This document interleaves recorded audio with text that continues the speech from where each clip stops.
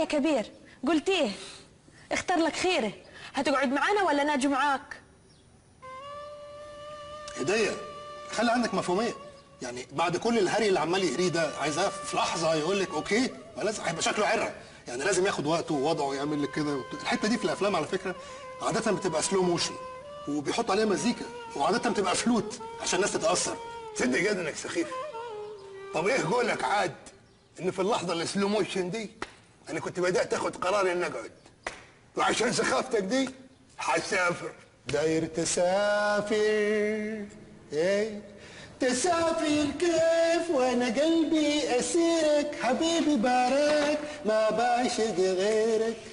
انت هناي مصيرك سافر وطول حبيبنا سافر وطول برد سافر وطول ويروي ويغرك خليتنا رحت في شر ويا حليلي برد يا حليلي تاني يا حليلي.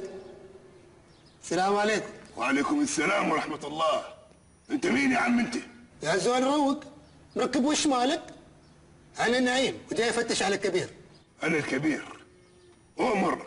لا يا اخ، صدفة جميلة لقيته الليلة بعد غيابه ليالي طويلة. والله انا قلت كده اول ما شفتك. يا اخي الدم بحن، يا اخي بحن. الشوق بحر، الشوق بحر. دم ايه يا اللي بيحن يا؟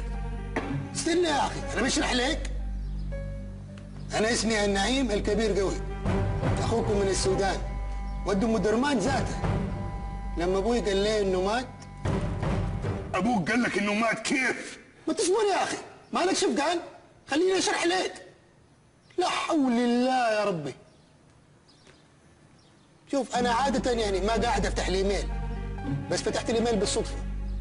لقيت رسالة من 2010 تقول لي ابوك مات. انا صراحة زعلت شديد وتأثرت وحسيت تتعزي واشيل حقي من الورثة. يا شندلتي يا حندلتي. وينه حقي؟ خار اسود. حقي وين؟ يا مري يا زول بكلمك عربي. كاننا هنقطم المرار قبله. ده باين انه هيبقى ينيطد كنار في بيتهم.